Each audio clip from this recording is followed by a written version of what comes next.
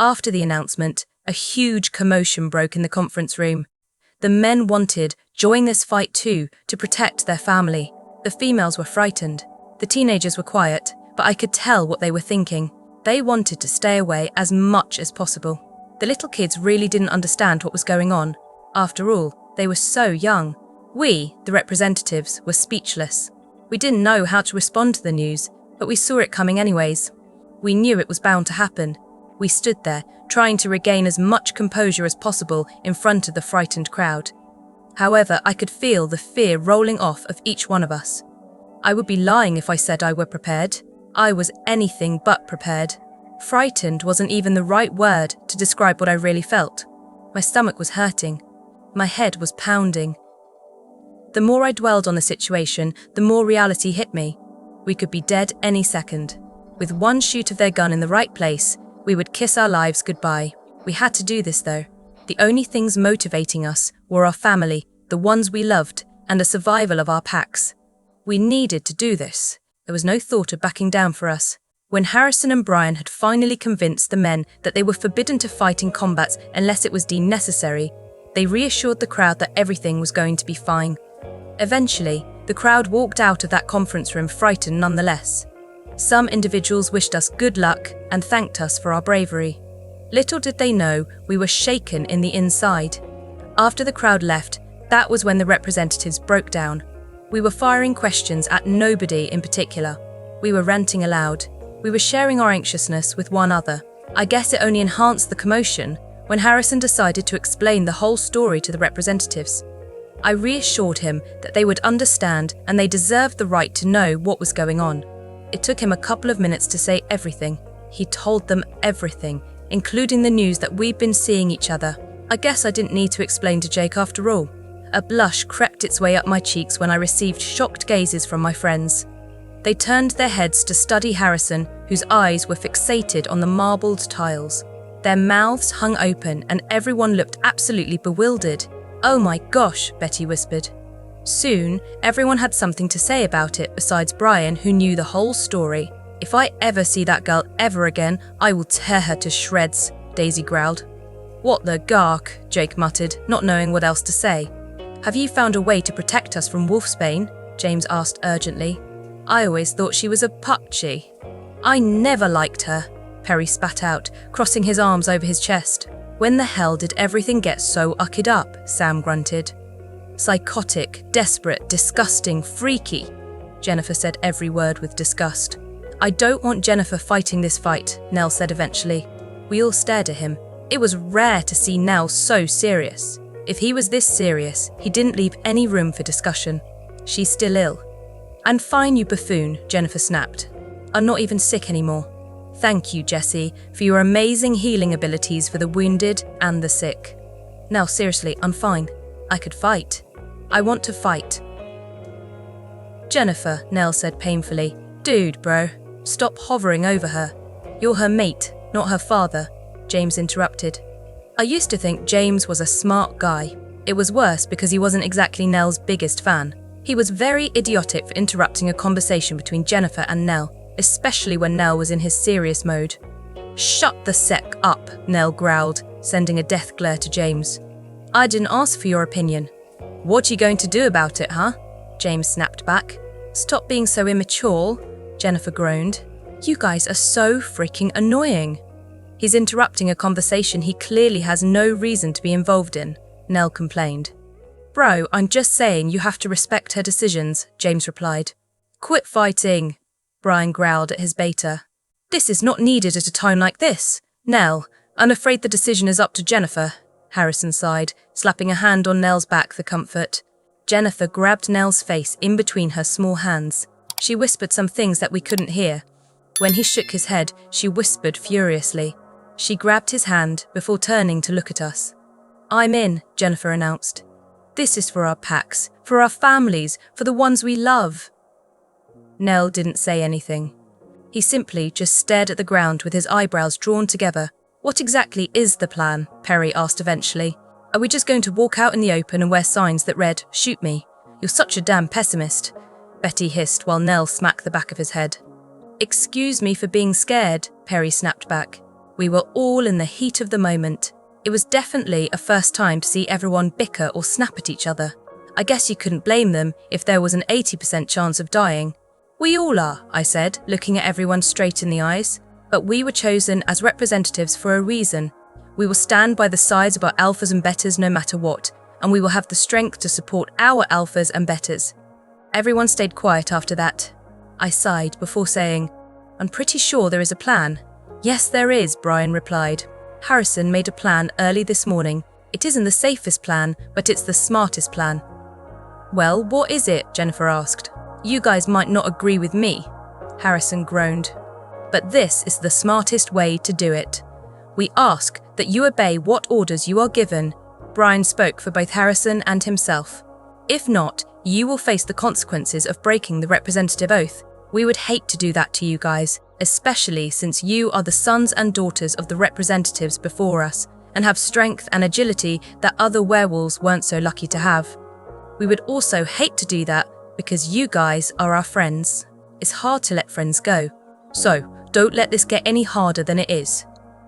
Right, Harrison agreed with a slight frown on his face. So, if any one of you does not want to fight, please let us know now. There was a quiet silence. We looked at each other. None of us chose to back out, of course. We were stronger than that. Good, Brian said when everyone agreed silently to fight. Every one of you is vital to both our packs. We thank you for all you do. Why do you sound like you're saying goodbye? Daisy whispered. I'm not saying goodbye. I have faith in us, Brian replied, but even I was unconvinced. What's the plan? Jake asked, looking at Harrison. Remember how I told you that the rogues were working with me? Harrison began. Everyone nodded. Well, here's the plan. The rogues and I are going to be with the hunters when they arrive at our training spot. We will lead the hunters there. We've already convinced them that we saw werewolves in this area. As much as you guys will hate to hear this, we are going to try our best to not injure any humans. This is important. If we do harm or kill them, this will give the town reasons to hunt us down. These hunters have families too, and people who love them. It may not make any sense to some of you. You're probably wondering why we should spare their lives if they haven't even given us a chance. But that is why we're going to convince them that we mean no harm. We're not going straight for violence. Once you start war, it is hard to end it. We've refused to put our packs in that danger. We're going to make an agreement to live peacefully amongst them. Therefore, we will lead the hunters into the open field where we will all be standing in our human forms. It is risky. It isn't safe, but it's safer than approaching them in our wolf form. If they do try to attack, we have enough rogues to knock the weapons out of each hunter's hands. We have about 20 hunters and 15 werewolves. If they do shoot, that is where I trust you guys to use your werewolf abilities to move out of the way as quickly as possible. Be alert. Be prepared. If they do harm the rogues and you, that is when we attack, Harrison finished. We stared at him with our mouths slightly open. He wanted us to just stand there. That is practically signing our death wish right there. You want us to just stand there? Jennifer blurted out. Yes, Harrison sighed. I knew it would be hard to convince you guys. How do you know the rogues won't turn their backs on us? James asked. After all, nobody should trust a rogue. I agree with him on that, Nell added. The Alpha Rogue is my cousin. A bigger rogue group attacked his pack in Georgia. Out of 80 people, 20 made it out alive, Harrison stated reluctantly. We gasped, horrified looks on each of our faces. They diminished that rogue group, and those 20 werewolves have lost everything. They're going to join our pack. They heard about the hunters and they want to help. There are no other ways to approach this situation, Clark piped in. We don't have time to think of another solution, Brian answered tiredly. Have you found a way to protect ourselves from the wolfsbane? Daisy whispered, looking at her feet. Obviously, the memories were still fresh in her head. Unfortunately, we cannot do anything about these weapons. Harrison tried to keep his voice even, but it trembled at the end. The only thing to protect us from the wolfsbane is ourselves. So be alert. Be prepared. I trust you, every one of you. When you're in doubt, remember why you're fighting in the first place. Good luck to all of us. It was late when everyone headed to bed or homes to get some rest. However, I doubt that any of us would be sleeping well tonight, knowing that the attack was approaching. We couldn't even devour our dinner like we usually do. The silence at the table was sickening. We were all drowning in our own thoughts. It was the first quiet dinner that I had with the Avalon and Ravenpack. Would we be lucky enough to have another dinner together? I refused to dwell on the outcome of the problem. The more I thought about it, the more I scared myself. What I should be focused on was the problem itself and how we were going to carry it out. I couldn't sleep. It felt hot and stuffy in my room. I tossed and turned, causing the blankets and pillows to fall off my bed and onto the floor. After several minutes, I groaned and walked out. Before I knew it, I came face to face with Harrison's door. Softly knocking on it, I whispered, "Harry, it's me, come in," he said. I opened his door slowly, inhaling his strong, mouth-watering scent. Worry lines creased my forehead as I saw him sitting on his bed with his head in his hands. I shuffled my feet all the way to him until I sat next to him. I couldn't find the right words to say. I didn't exactly want to tell him he shouldn't have to worry so much. That wasn't such great advice at the time, especially since I was worried too. "Hey," I said, playing with his black hair. I wanted to take Harrison's mind off this whole problem, even for just a few minutes. "What do you call a fat psychic?" "What?" he muttered, looking up at me. Under his blue eyes were dark bags. His peri-black hair was messed up, as if his hands been running through them all day. He was still in his clothes from earlier, dark jeans that looked great on him and a button-up shirt. I gave him a small smile. A 4-chin teller. The corners of his lip twitched. He shook his head. "You're lame, babe." "I'm cooler than you'll ever be," I joked. Harrison snorted. When he didn't say anything else, I spoke again. "I know this is such a stupid question to ask, but it never hurts to ask. Are you okay?" Harrison sighed, looking at me. There was a pang in my chest when I saw the broken look on his face. He looked away, staring at the carpet between his legs. "I'm freaking scared," he murmured. "I'm scared that my sister will get hurt once again. I'm scared that the plan won't go well. I'm scared to fail you guys. I'm scared to lose any of you. I'm scared that my mate won't walk out of there alive, and it'll be all my fucking fault." My heart broke. "Look," I said sternly, grabbing his face in between my hands. "It's okay to be scared, Harry. Just because you're an alpha doesn't mean that you have to shove all your emotions aside for business sake. We all make mistakes, and we will all stand by you no matter what. I will be okay, I'll make sure of it. Promise me, Jesse," Harrison said seriously, rubbing the small of my back with his warm hand, "that you'll be okay." "I promise, Harrison," I whispered. "If I don't make it out alive, just know that I love you and I always will," Harrison whispered brokenly. "Don't say that," I gasped. I could feel my eyes water from the way he doubted himself. "Don't you dare say or think that, Harrison White." I studied his face.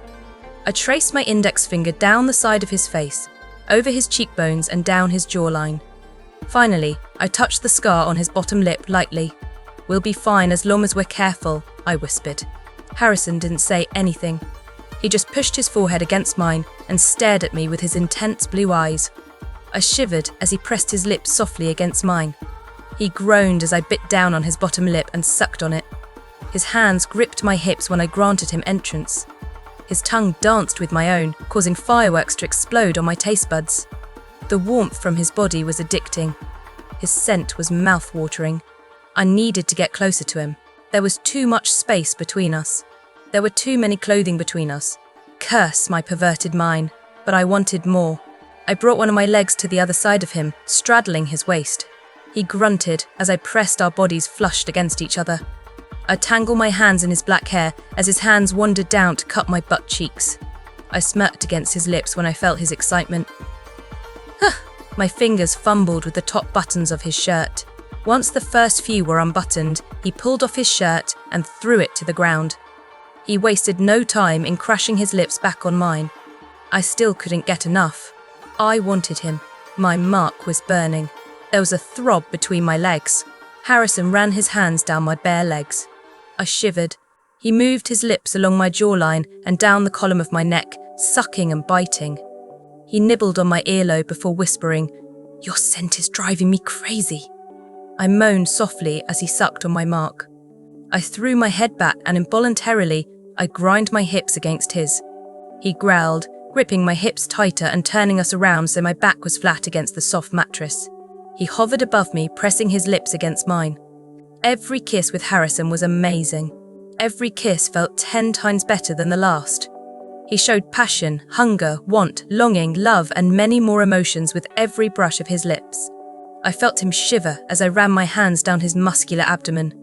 His warm hands roamed up my shirt. He was taking his damn time.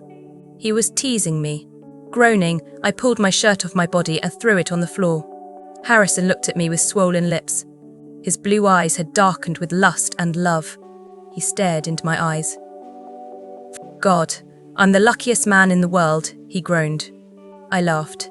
Gosh, I love that laugh, he muttered, nuzzling my neck before crushing his lips onto mine once again. He pulled away once more. Jesse, if I'm pushing you, tell me. I don't want to risk losing you again. My heart shattered into a million pieces.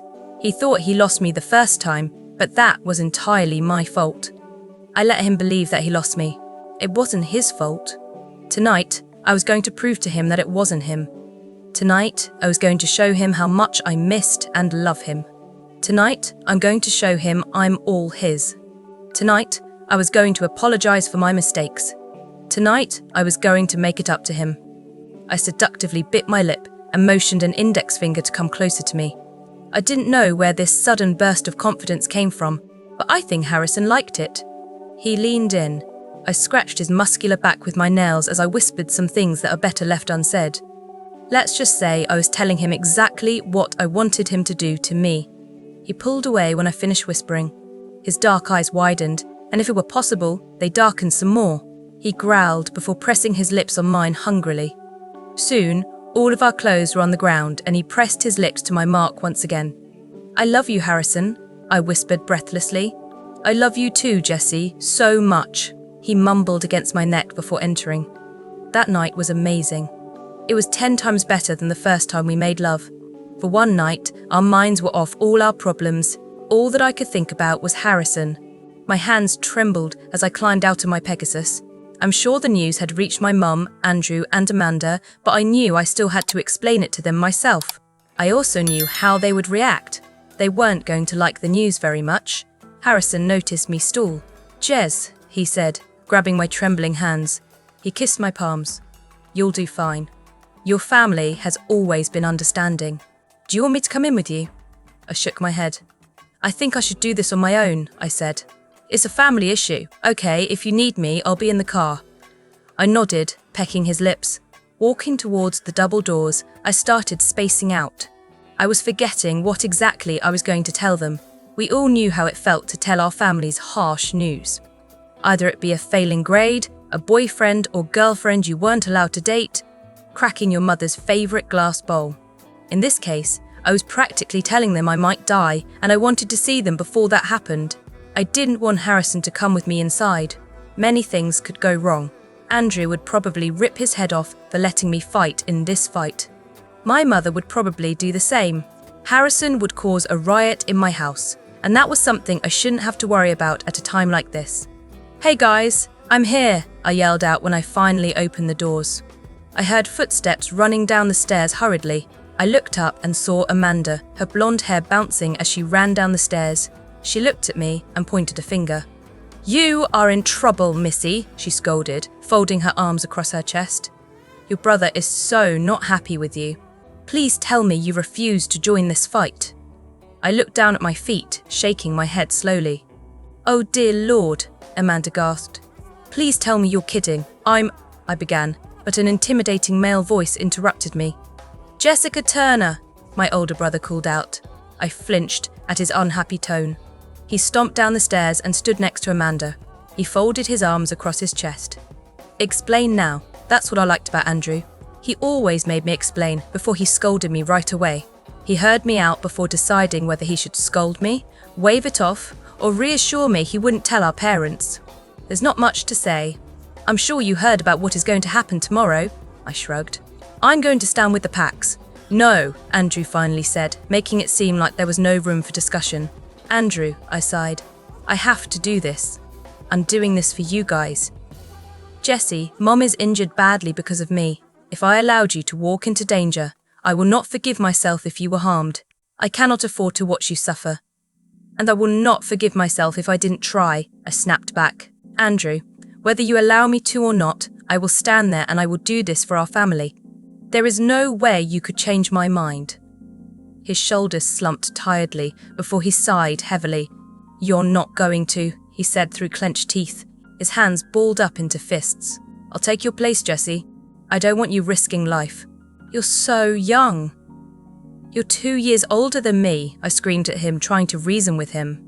"Andrew, you fought for our family so many times. It's my turn. You stay here and take care of Mum." I walked up to him and threw my arms around my brother's shoulders. "I'll be fine," I whispered. "I promise. You guys are my motivation." As I hugged him, he was stiff. I could tell he was caught in an internal battle. After a few more reassuring words, Andrew's shoulders slumped and he wrapped his arms around me. "I trust you, Jesse," Andrew said, "but I'm sorry. I can't approve of this." "I know," I smiled, pulling back. "I knew you wouldn't approve, and I know you will never approve. If you don't come out of there alive," his voice trembled, "I don't know what I will do. I will come out of there alive," I whispered. "If I don't, just know you are the reason I'm this tough today. I cannot express my gratitude. I'm so blessed that I have you in my life. You taught me so much. I love you, big brother." "I love you too, little sister," he replied solemnly. "Hold your head up high and smile." I recited the speech that Andrew always told me when I was younger. "Stand up tall and remain strong. You are strong." Although it wasn't funny, Andrew chuckled and ruffled my hair. "You too, Jesse. I've always admired your bravery," Amanda sighed and hugged me tightly. "Please be careful. You're like the younger sister I've never had. I can't imagine life without you." "Amanda, you're like the older sister I've never had," I smiled. "Take care of Andrew. I'm glad he has you. He's so busy worrying about everyone else, and at the end of the day, you're the one holding your arms wide open for him. Thank you for everything you have done for this family." After a few more words with my brother and his wife, I headed up to my mother's room. Andrew told me she'd heard the news and she wasn't happy about it. My hands were clammy as I turned the knob and entered her room. She was doing so much better. Her skin had her natural glow back. Her eyes didn't droop so much. She didn't look as sick as the last time. When she saw me, she dropped the remote of the television. She stared at me with broken eyes. Before she even said anything, her shoulders started shaking as she sobbed into her hands. "Mum," I whispered. I sat by her on the bed, hesitant. We could all agree on one thing. It was hard to see your mother cry. It broke your heart. You didn't know what to do, and before you knew it, you were crying with them too. My tears streamed down my face as I slung an arm across her shoulder. "Mum," I said once again. "Jessie, you are not going out there," she cried. "I will not let my baby get hurt. Mom, please, you will listen to me, understand?" she scolded, gripping my arms in her hands. "Please don't this to me. I'm not doing this to intentionally hurt you, Mum. I'm doing this for you guys. I'm fighting for my family, for my pack, for everything that is right." "This is not right. You could be dead in a second." "I know. You know. So why are you going to do it?" "I have to," I whispered, feeling so small under my mum's angered eyes. "You don't have to.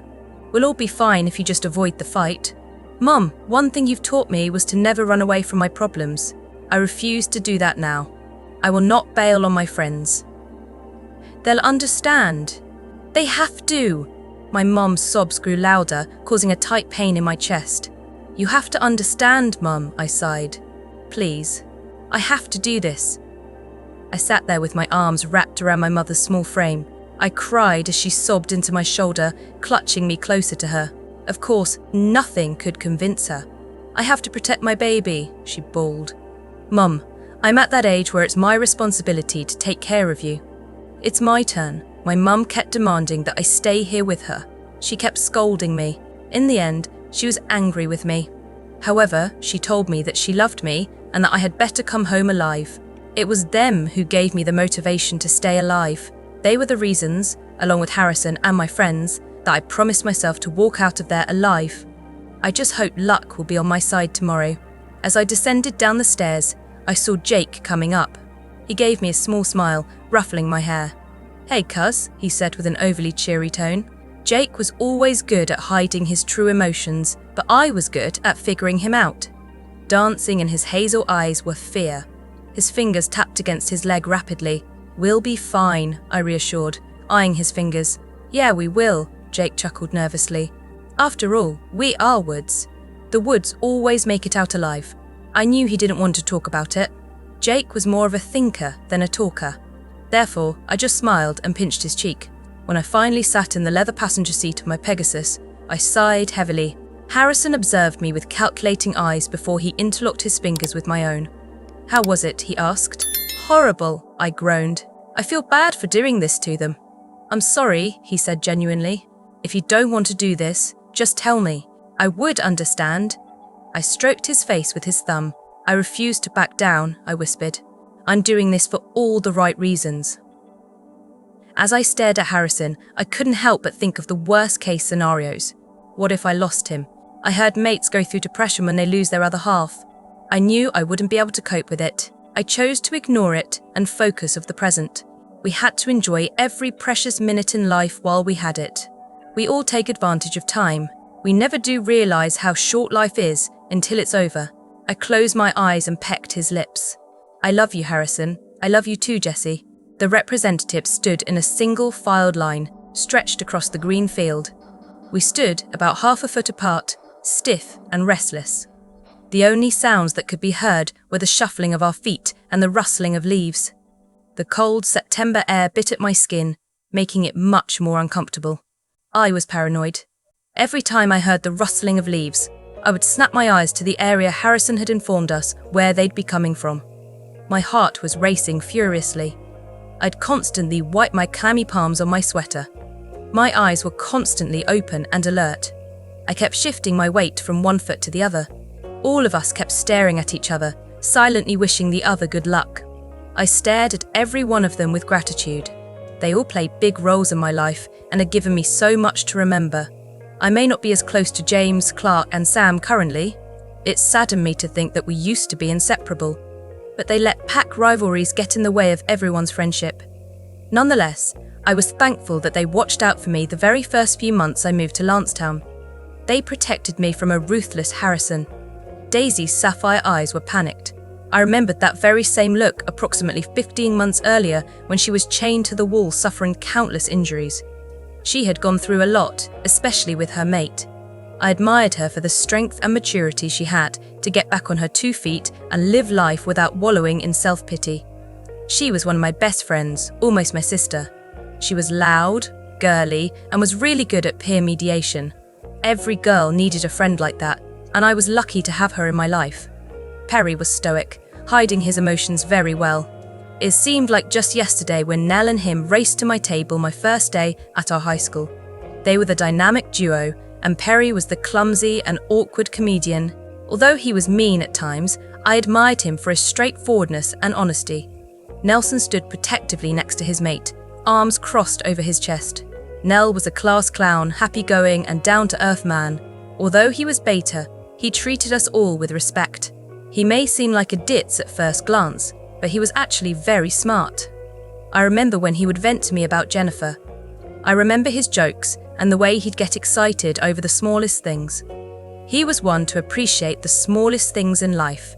Jennifer was the very first person to inform me about the Avalon Pack and their arrogance. I'd always tease her about being mated to one of them, but that joke always backfired on me. She had a hard time leaving James, but she was in love with Nell. She was always the bubbly one in our group of female friends. Jennifer, me, Betty, and Daisy, and she was the weirdest out of all of us. It was hard not to laugh when you were around her. I remember Betty was the first person I met at our high school. She was part of the unofficial welcoming committee. She was kind-hearted, shy, and logical. She would always remind us to think of the consequences before doing what we thought of doing. She was the older sister in the group. She was mature for her age. She always cared for other people even if she didn't know them. I admired her for artistic skills behind the camera lens and the way she was friendly towards everyone she met. My cousin, Jake, was someone I owed a whole lot to.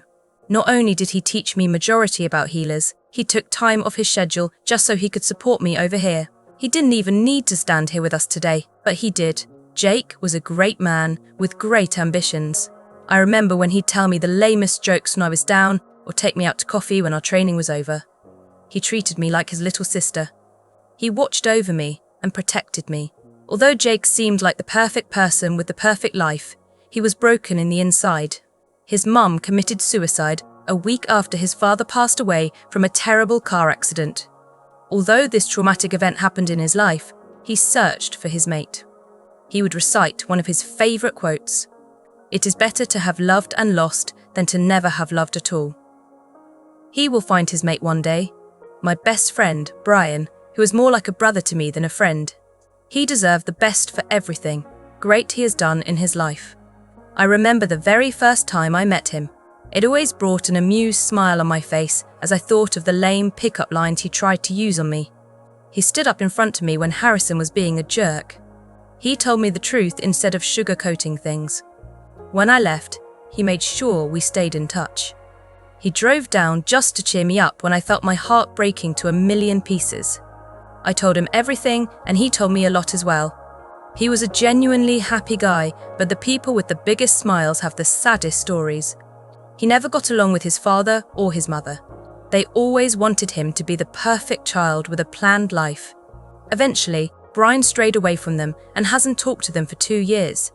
It was hard on him. I promised myself I would never leave him like he has never left me.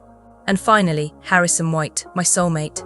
He wasn't here at the moment, but my mind strayed to him and I wondered if he was doing fine. It has definitely been a bumpy road for us.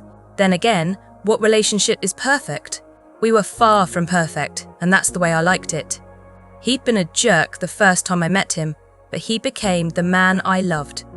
After all, what lasts won't always come easy. There were many memories with him. The arguments we had taught us lessons and strengthened our relationship. We had inside jokes that nobody else would understand. His kisses and his embraces never failed to sway me. He was amazing, and I was damn lucky to have him. He risked everything for everyone today, and I couldn't be more proud of him. He was injured both emotionally and physically because of me, but he never abandoned me. He frustrated me so many times and was a constant annoying bee, but I loved everything about him. I probably sound like an infatuated teenager right now. Sorry, I'm a hopeless romantic. I knew there were going to be many more bumps on the road, but I promised myself we will fix them and I will not run away like the last time. He meant too much to me to lose. As I stood there, antsy, I thought back to my family too. It was hard to know that they were probably going crazy right now, worrying about me. It was harder when I didn't know if I'd see them after this. I loved them, and I couldn't wish for a better family. They gave me things I didn't deserve. They molded me into the person I am today. This is the least I could do for all they have done for me. Guys, get ready, I heard Harrison in my mind. We're almost there. Guys, get ready, I heard Harrison in my mind. We're almost there. I gulped, clenching my trembling hands into small fists by my side. With one glance at everyone, we shot each other panicked looks. I could hear their frightened voices in my head, wishing each other good luck. We did not dare say goodbye to each other. We had a hard time. Jez, Harrison linked, but only to me this time. I'm sorry for everything once again. If anything bad shall happen, Harry, don't, I replied solemnly. No, Jesse, I want you to know. If anything bad shall happen, just know I'm sorry I failed to protect you. You're the best thing that has ever happened in my life. Thank you for being you. I want you to know that. It sounds like something from a corny teen chick flick, but it's the truth. I don't think I'll ever get tired of saying this, but I love you. Harry, we'll make it out alive, I reassured. I have faith in us. Thank you for risking everything for us and doing everything you do. You're an amazing alpha and an amazing mate. I couldn't wish for better. I love you too, Dot. Never forget that. I heard heavy footsteps and quiet muttering. It was easy to pick up when you had enhanced werewolf abilities. Once their footsteps grew louder, I knew the others could hear it too. They stiffened, shuffling closer to each other involuntarily. I could practically hear everyone gulp nervously. I could feel the panic rolling off them in waves. No doubt was I frightened as well. We're near, Harrison warned. We'll be out in the clearing in less than 10 seconds. My breath hitched and my blood ran cold when a string of 30 hunters followed behind Harrison out onto the open field. I could smell werewolves lingering among the group. I could even pick them out. I watched every one of them with calculated eyes, prepared for the first shot. They stood in a cluttered group, holding their weapons in their dirty hands. They were obviously surprised. They weren't expecting us to show up here. In fact, Harrison had told them that they were just crossing this land and they weren't going to encounter us for another mile. They cocked their guns and aimed their rifles at us. We crouched, growling at them as a warning. The rogues growled too, snatching the weapons out of each hunter's hand with inhuman speed. Hunters groaned and screamed when they realized that their fellow hunting pals were really wolves. The shot of a gun echoed in the empty field. My eyes widened, observing the scene in front of me. A human hunter groaned in pain, hopping on one foot. I let out a relief breath to see that he accidentally shot himself on the foot whilst grabbing his weapon back from a fiery red head. Once the rogues grabbed every weapon from their hands, the hunters shrunk back and were prepared to run. However, Aiden held up his hand and ordered, "Stay. We did not come here to run. If you run, they will chase you like dogs do." We growled at him, but he glared at us with hate. "What the hell is going on?" another hunter asked, retreating from a growling blonde-haired woman. Harrison walked out onto the open field. He stood beside Brian, who positioned himself in front of us. "Harrison?" Aiden's eyes widened. "Son, what are you doing? I'm Alpha Harrison of the Avalon Pack." Harrison growled, crossing his arms across his chest. "Looks like you guys weren't so smart after all." "Kids?" Robinson gasped, pointing a finger at Jake and me. I rolled my eyes. "Looks like you can't trust anybody," Aiden sneered. "We're not looking for danger," Brian said calmly. One hunter scoffed, glaring at all of us. "Yeah, right," he spat. "You're animals." "We're humans," Harrison stated. "We're just supernatural." The rogues had moved to go join us. In the middle of our groups was a big space. It was quiet as we stared each other down. Finally, Harrison spoke again. "We won't harm you," he said, ignoring the angry shouts from the hunters. "We just want to make an agreement." "An agreement?" Ada laughed. "Ooh, that's hilarious, boy. Why would we want to make an agreement with dogs?" "What have we done to you?" Brian snarled. The wolves agreed with him, growling at the hunters. "You've killed and injured our citizens," a hunter cried. "We've killed or harmed them because they harmed us first," Nell yelled. "We were using self-defense." "By using your vicious animal side," another hunter scoffed. "You were using weapons that could kill us," James replied. "We've done nothing. We didn't even start whatever war we are fighting. You humans have started this, and I have to say, you people are more ruthless than us dogs are." The hunters shouted nasty replies to that one. At every comment, we'd shout back at them. It was more of a debate than actual fighting. "Enough," Harrison growled at all of us. It was so loud and intimidating that the hunters stopped too. Soon, they started their banter again. "Stop," Aiden ordered calmly. He smiled menacingly at Harrison. "Now, what agreement would you like to have? Get rid of the weapons. We will not harm humans. It's as easy as that." "The weapons are the real problem here," Harrison stated. "How do we know you will keep your end of the deal?" Aiden barked. The hunters agreed. He didn't give Harrison a chance to reply. "That's right, you won't. You've lied to us once, and we were fools to have trusted you. So why should we trust you again?" Harrison was cut off when Aiden took a gun out of his coat pocket. Soon after, the other hunters followed suit. My eyes widened. Well, we didn't expect that. We crouched down, growling at the brutal weapons in their hands. "You didn't expect that, huh?" Aiden smirked. "We knew there was something fishy about these new hunters. We had to be careful just in case." "How the fag did I miss that?" Harrison linked us, walking backwards a bit. "I'm sorry I failed you guys." There were 1,000 thoughts swarming in my head. I was too young to die. I promised my family that I would come back alive. My friends had families they were waiting for too. My life was over. "Daddy!" a female yelled. At the sound of the familiar voice, a growl rippled in my chest. Her presence angered my wolf more. I wasn't the only one angry. The other wolves growled. "Sarah," Aiden said, lowering his gun when Sarah stood in front of us. "What are you doing here?" "Daddy, do not hurt them," Sarah pleaded, placing her small hand on Harrison's bicep. Harrison flinched away. My growl was low and menacing. Sarah watched him with wide eyes, but waved it off. They've done nothing wrong. She wasn't such a psycho freak after all. However, I still did not trust her. Although our newfound dislike for this lady, we kept our mouths shut. Sarah's statement caused her father to laugh. He lowered his gun, and so did the other hunters. Kumo? Sarah, honey, I know you're in love with Harrison, Aiden informed. But they're nothing but vicious wolves. I know, she muttered, scuffling her feet. You know? Aiden asked with anger. You chose them over your own father. Sarah, move, this is going to get a little bit messy. No, Dad, Sarah said sternly, looking at her father with her big brown eyes. You promised to stop killing werewolves, even if you didn't find what you were looking for. Whatever happened to that? You only want one thing. I know they've betrayed you, but maybe they could help. You're right, hey. Hunters, lower down your weapons. Aiden gave in at his daughter's words after a 10 tense minutes of silence. His eyes were hard to read. Harrison, I know you know what I'm looking for. No, Harrison snapped harshly, eyes blazing with anger. Absolutely not. There is no way in hell that's going to happen. The question that has been killing me was finally brought to the table. What was so important and so valuable that Harrison did not want to hand over to the hunters? If he gave it now, this could end peacefully. I knew Harrison had it in his possession because he didn't say, I don't have it. Instead, he refused to give it up. Harrison, please, Aiden's voice pleaded with hurt. He ran his hand through his hair.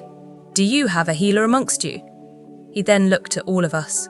If any of you are healers or know of any, please help my wife.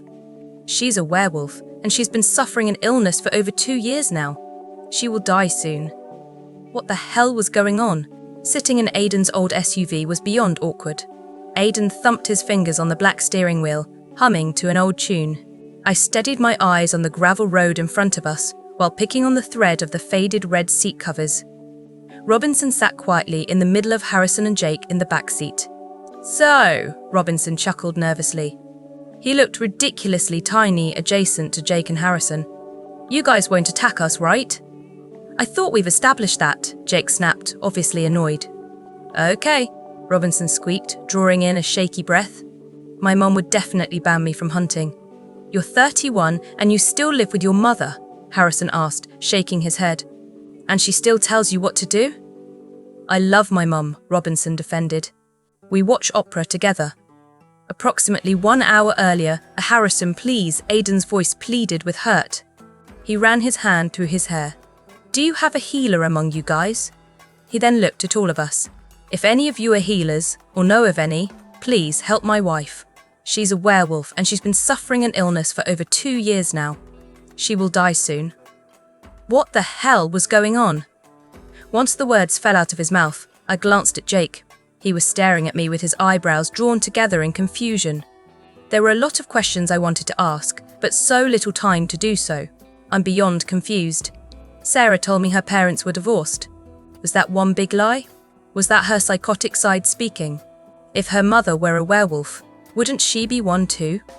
Even if her father was a pure human, the offspring was bound to be a werewolf, just as long as one of her parents carried werewolf blood.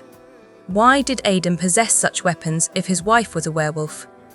Wasn't he afraid that she'd get hurt? Was that the reason she was ill? From being around wolfsbane so much?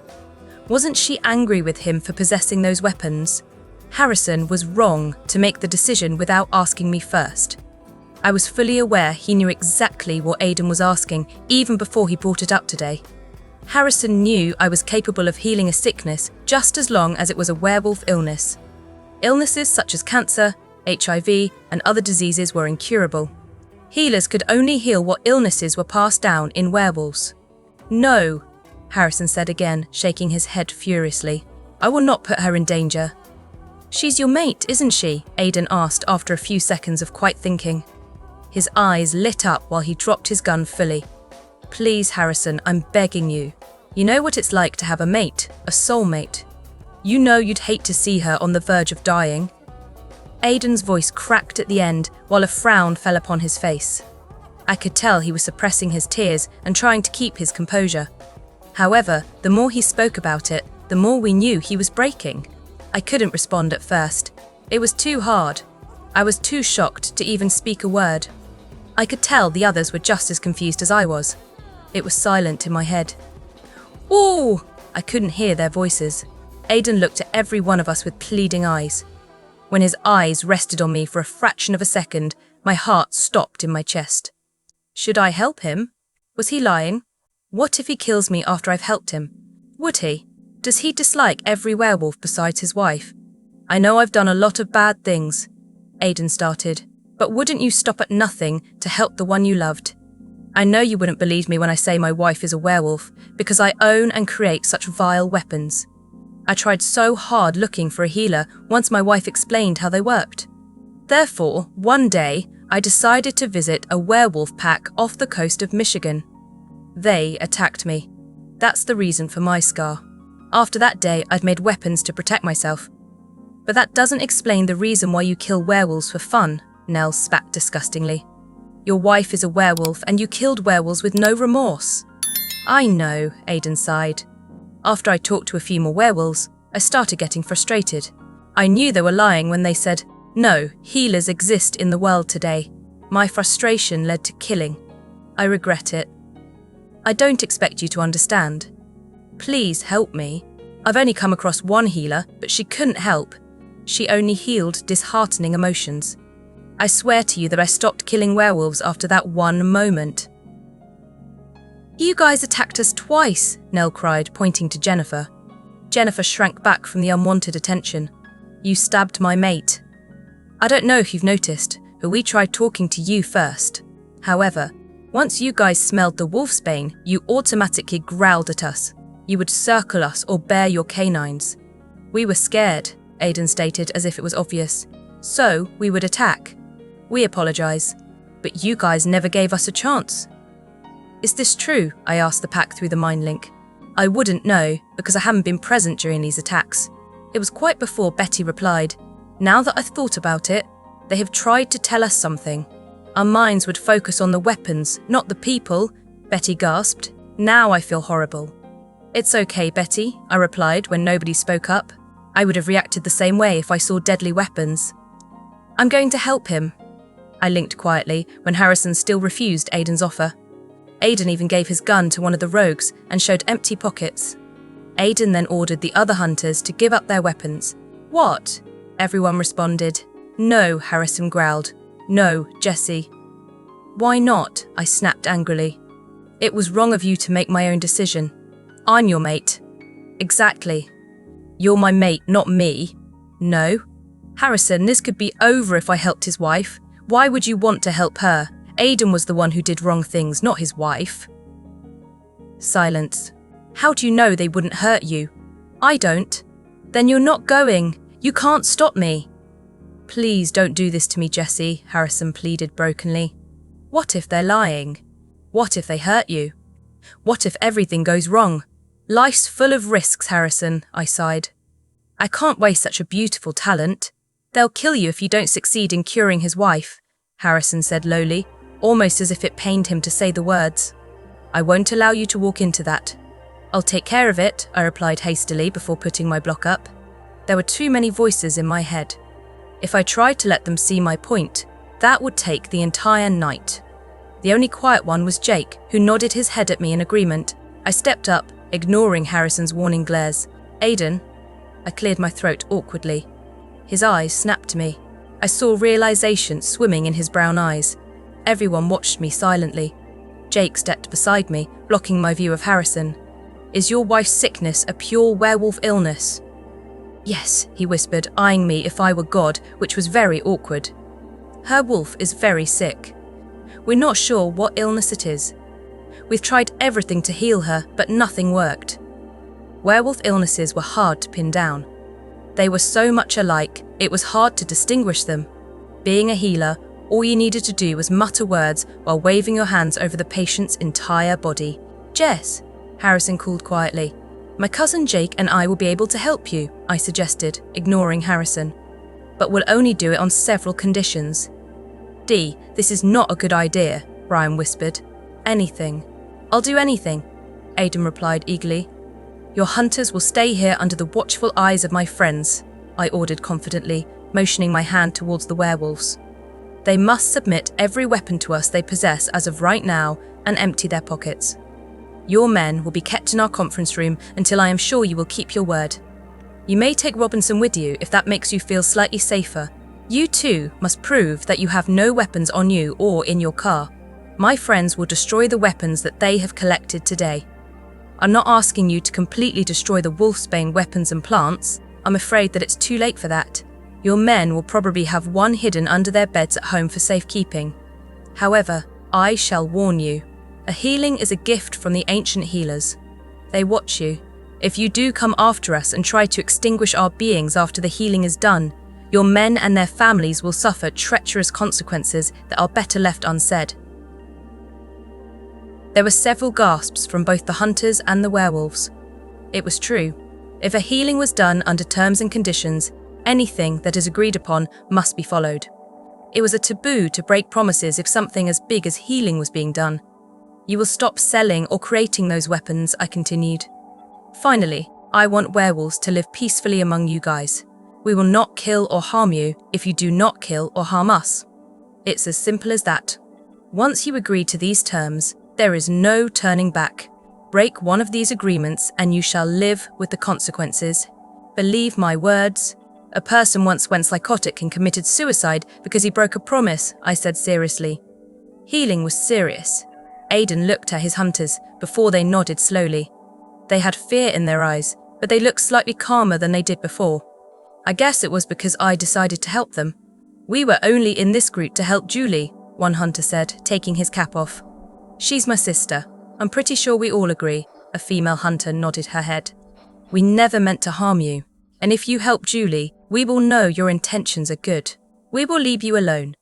After you recite your promise, you swear your lives to the ancients. We cannot control what happens next unless a new agreement was made. This is a serious matter, Jake said. When the hunters nodded, Jake continued. Raise your right hand and say, we agree to the terms and conditions of this agreement. An amazing thing happened next. The hunters stood in a single-filed line, including Sarah. They raised their right hands, reciting the words. Goosebumps covered my skin. This was my very first agreement. I could feel the ancient healers watching. Great, let's get this show on the road, I grinned. The wolves have started patting down the hunters before heading towards the house. Great, let's get this show on the road, I grinned. The wolves have started patting down the hunters before heading towards the house. I'm coming with you, Harrison stated, leaving no room for discussion. He gripped my hand and walked next to me as we followed Aidan and Robinson into the forest, towards Aidan's car. I simply shrugged, letting Harrison tag along. Aidan's car was an old SUV with sunspots on its faded red paint. Brian and Nell had inspected his car before heading back towards the pack house. Aidan smiled before we all piled into the spacious Ford Bronco. Inside, a radio sat on the dashboard. The car's radio was long gone. A pine-scented air freshener hung from the rearview mirror. His seatbelts looked dangerously weak. I sat in the passenger seat, my right leg bouncing up and down. Sitting in Aidan's old SUV was beyond awkward. Aidan thumped his fingers on the black steering wheel, humming to an old tune. I steadied my eyes on the gravel road in front of us while picking on the thread of the faded red seat covers. Robinson sat quietly in the middle of Harrison and Jake in the back seat. So, Robinson chuckled nervously. He looked ridiculously tiny adjacent to Jake and Harrison. You guys won't attack us, right? I thought we've established that, Jake snapped, obviously annoyed. Okay, Robinson squeaked, drawing in a shaky breath. My mum would definitely ban me from hunting. You're 31 and you still live with your mother, Harrison asked, shaking his head. And she still tells you what to do? I love my mum, Robinson defended. We watch opera together. My eyes widened in surprise. I turned around to face Robinson and saw that Harrison and Jake were staring at him with a what the extra expression. Robinson stared at his feet, chuckling nervously. We won't hurt you, man, Harrison sighed, patting his back. We made an agreement. Right, Robinson said, unconvinced, with a nervous smile on his face. Thank you, Aidan whispered. My eyes snapped to him. His expression was relaxed. It was as if a huge weight was lifted off his shoulders. I couldn't blame him, though. If Harrison was suffering from an illness and I couldn't do anything about it, I'd stop at nothing to find help or assistance. Like Aidan I knew how it felt to love someone, and I didn't want to know how it felt to lose that person. Harrison meant a lot to me. I knew Julie meant a lot to Aiden. "You're welcome," I smiled, feeling good with myself. I wouldn't want to lose my soulmate either. I met Julie 2 years after I've divorced my first wife, Sarah's mum. The first time I laid eyes on her, I instantly fell in love. Along with Sarah, she's my happiness and she's my world. Aiden's voice was filled with so much love and happiness. I wondered if I sounded like that when I spoke about Harrison. His statement answered a lot of questions. Sarah was a human, Aiden remarried. It made perfect sense now. "So Sarah likes her stepmom?" I asked, surprised that I was actually conversing with a man that almost killed me today. "She's happy if I'm happy," Aiden shrugged. "Sarah suffered a whole lot when her mother and I had the divorce. Next thing you know, she was suffering from depression and she constantly felt lonely. Docs prescribed her medicine. After the healer I told you about healed her. She convinced us that she was okay without the meds. I didn't know the healing of emotions would last that long." There was another answer to my question. I felt a sudden sympathy for Sarah before it quickly went away. That was the reason why she was so clingy and attached to Harrison. She was looking for something that was absent in her own home. I wanted to tell Aiden that Sarah had lied when she said she was fine. She wasn't. Healing of emotions doesn't last that long. They were only temporary, like a high from a drug. However, I didn't want to give Aiden more to worry about at the moment. It wasn't my place to tell him. It was Sarah's obligation to tell her father the truth. Julie was pretty with long, honey blonde hair that framed her heart-shaped face. Her eyes were a dark green. She was terribly skinny for a werewolf. Her translucent skin was nowhere being healthy at all. There was a limp to her walk. I cringed when she lay down on the bed with struggle. "Jesse, you've got this," Jake encouraged when Harrison collected Aiden's weapons. "Just remember what you've learned." "Jake, I wouldn't be here if it weren't for you," I smiled, giving my cousin a big hug. "I think I found her," Jake whispered in my ear. It took me a second to realize what he was saying. "What?" I exclaimed. Sudden happiness wrapped itself around my heart.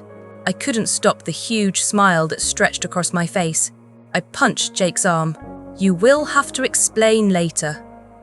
I bent down next to Julie, who had a small smile on her face. "God bless you, Jesse," she whispered breathlessly. "I'm blessed that God has led me to Aiden." "He found you?" I smiled. "Julie, he loves you a lot." "Ah," Julie laughed tiredly. "That's the beauty of mates. You know what true love is. Anyone who has found it should not let it go." Her statement caused me to look back at my rough past with Harrison. I shouldn't have let him go like that. I would regret that decision for the rest of my life. I was lucky I found him. I was lucky I still had him. I've learned that if you were lucky enough to get it, then you should cherish and keep it. "That is so very true," I chuckled, before placing my hands on Julie's head. "I need you to relax and close your eyes. Think of happy thoughts and positive outcomes. Don't think too hard of the situation at hand. Think of what would happen if you're healthy again. Imagine skydiving with Aiden or shopping with Sarah." Los Senius Octa, Los Senius Octa, Los Senius Octa. The words rolled off my tongue. I was so much better at healing that I could do it with my eyes opened. I smiled when I saw that it was working. Julie's colour was coming back. Her lips and cheeks were regaining its normal rosy colour. The dark bags under her eyes receded a little bit. She looked healthier and stronger. "You could open your eyes now," I whispered after the whole process. Julie opened her eyes without struggle. She sat up slowly, without moaning in pain. Her eyes were wide before she threw her skinny arms around me. I don't know what to say. I feel better. I literally felt my illness go away. It felt like water rinsing off dirt from my hands. She gushed. Even her voice sounded better. "Thank you, Jesse. I mean it. Okay, I did enough to heal the illness, but you will still have a fever. Eat the right food so it could restore the nutrients in your body. Rest up. You should be fine in no time," I ordered. Julie nodded her head happily. "You're amazing. I feel so much better. I feel so alive. I haven't felt like this in a long time. Thank you so much. I cannot express my gratitude enough." I laughed as Julie continued her happy banter. Soon, Aiden joined us in the living room. Along with Julie, they kept praising me on my work. Every time they would finish their statement, they would shout out their appreciation. These times made me proud to be a healer. We were a rare form of werewolf that was supposed to be extinct centuries ago. Slowly, we were proving that our intentions were not bad. We were made to help, not to cause danger. Slowly, the werewolves were also proving they didn't want to cause harm to humanity. "I owe you guys a lot," Aiden said after profusely apologizing for everything he did. We didn't quite trust him yet, or accept his apology. "So, can we call a truce?" I smiled at Harrison, who looked at Aiden's outstretched hand before shaking it. "Truce," Harrison smiled. "Did I tell you how lucky I am to have a sexy healer as a mate?" Harrison mumbled as he pinned me down on his bed. "I guess only sexy alphas deserve to have sexy mates," I replied while touching his manly body. "I love to hear someone calls me sexy, you know." "So," Harrison said as he pulled down my shirt and unleashed my bra. My round balls spill out of their confines. "I would like to give you some punishment." What? What do you... Ah! I couldn't help but scream as he tweaked one of my tits. I felt as if a jolt of something flew through my body. It was a bit painful, but it was also full of pleasure. What a beautiful sound. Harrison was apparently satisfied by my reaction, and I want to hear more of it from my sexy mate. "No, Harry, you can't, I tried to stop him, but he wouldn't listen to me. This time, he started to play with both of my nipples. The pleasure was so strong that I couldn't hold it back any longer. Harry, I want more. Please," I started to beg of him. My cheeks are so hot, they must have turned red because of the embarrassing situation that I am currently in. "Oh, you want more?" Finally stopped resisting, my little pervert. "I'm not a pervert. Then why are you begging for more?" Harry said as he smirked at me. It feels good." As I just finished my claim, I felt two big hands suddenly grasp my round balls. My entire body also started to tremble. When I turned to look at Harrison, his face was surly, full of satisfaction. "Your upper body is very sensitive indeed, my little Jez." "It is. So what?" "So what?" "I am wondering," he said as he moved one of his hands towards my lower body. "Is your cave this sensitive as well?" "No, you." Before I could refuse him, my skirt was taken off my waist and my panties were pulled to one side. Now, my cave is completely visible to him. "It is wet already, isn't it?" he flirted to me. I was so embarrassed to answer him, so I decided to turn my head to sides, not in a mood to answer. "I see, so I guess." Suddenly, I felt something hard touching my body. I turned my head back to look at him and said, "Yes, Harrison, no, it's not. Before I could even finish, his stick was fully embedded within my body. The process wasn't painful at all, since my juice helped ease his passage. "Your body is trembling and your face is flushed, babe." He started to move his body as soon as he was in. He continued to claim, "And I can see lust in your gaze." This is an embarrassing position for me indeed, but I finally decided to enjoy it.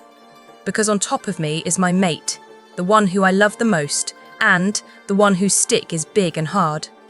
"Yes, Harrison, please keep going," I said, as pleasure began to accumulate in my brain.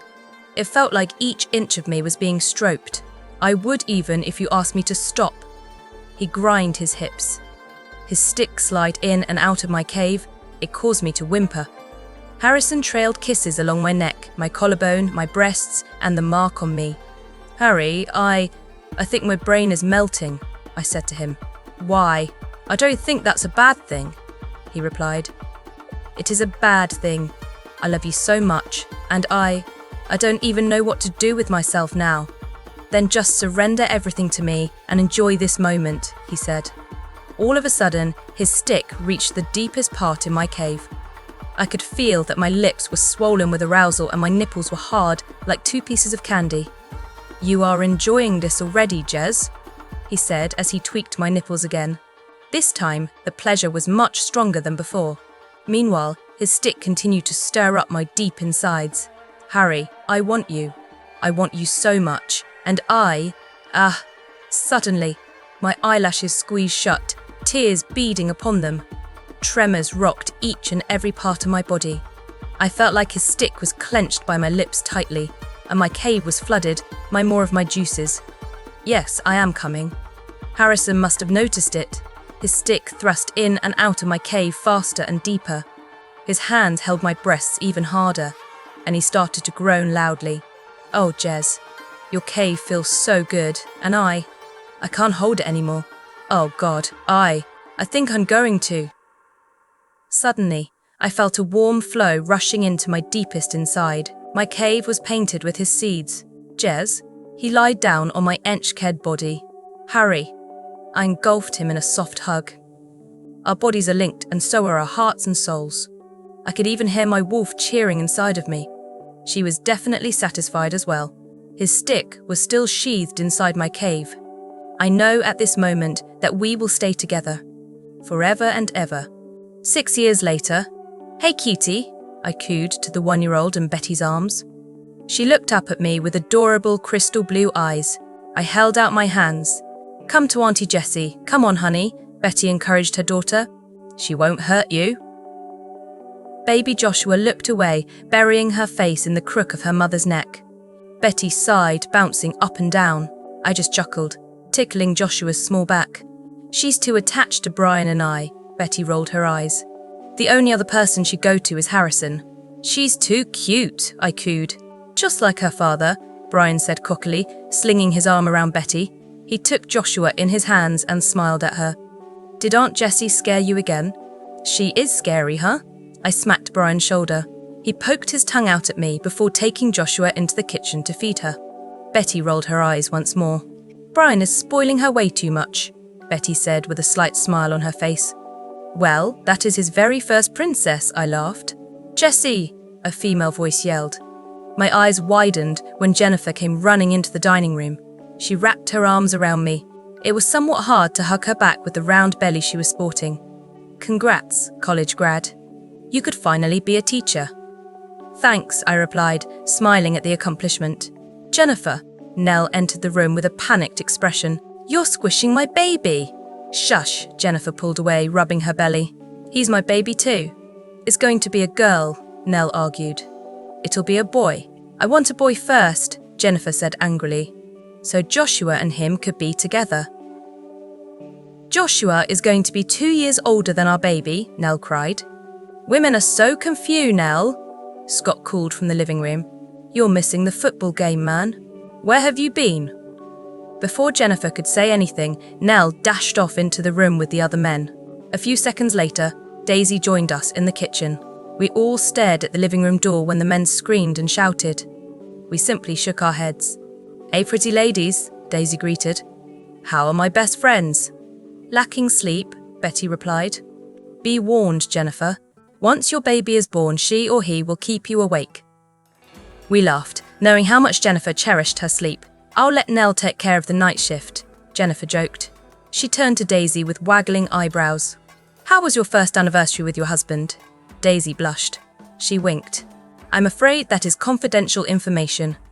We laughed. Jennifer and Nell were the first to get married. They got married 2 years ago. Months after, Betty and Brian vowed their love to each other. Last year, Daisy and Scott got married. Even Jake married his spunky redhead mate about a 1.5 years ago. Jake moved back to his home with his mate. I decided to stay here. Occasionally, I drive down to visit Jake. I was extremely ecstatic that he found himself a mate. She was everything Jake was looking for. "What about you?" Jennifer scolded, pointing her finger at me. "Woman, you're already 25. You found Harrison about 9 years ago. He needs to fertilize the soil or glue a ring to your finger. What the hell are you guys waiting for?" I blushed, shuffling my feet. Everyone was married or had kids. Harrison and I were in a serious relationship, but we never talked about getting married or having kids. We went with the flow. Usually, it didn't bother me. However, now that I was 25 and all my friends were starting a lifelong relationship and family, I wanted it too. I didn't know how to respond to Jennifer's question. I didn't have to. At that moment, I was lucky.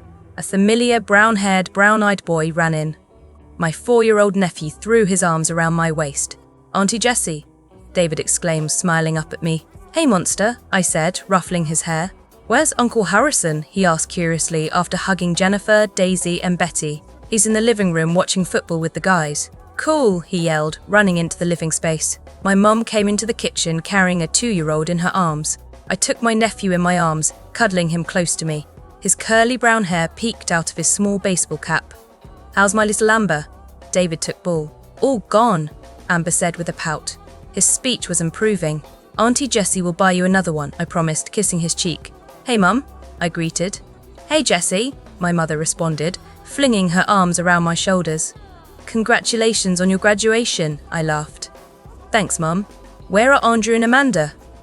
Still at work, my mum sighed. I swear they worked too hard. They'll be here in a few minutes. Good, Jennifer groaned. I am starving. You're always starving, Daisy teased, poking her belly. Pregnancy is scary. Everything is scary to you, Betty replied. My phone notification went off. I pulled my phone out of my pocket, reading the text message. Hey Jessie, sorry couldn't make it today. Congrats on your graduation. I'm still in California with the girlfriend. Her parents are so creepy. They own porcelain dolls. I'll make it up to you. Perry's. I smiled, chuckling at Perry's text message. Just 3 months ago, Perry had found his mate. Ever since then, he has become a huge softie. He agreed to meet her parents this month. He stated that she was very different from her creepy family. When everyone got here, we sat together at the long table in the packed dining room. It was loud as usual. This time, Joshua was crying. David and Amber were making airplane noises at the end of the table.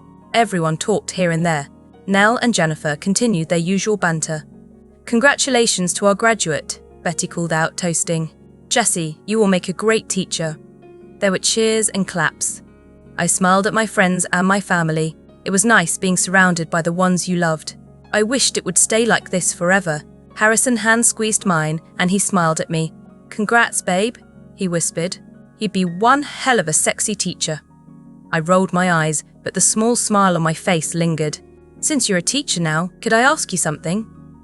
He asked it loud enough for everyone to hear. The silence that followed was suspicious. Their excited faces were mischievous. Go for it, I replied, shrugging. Harrison smiled, kissing my cheek.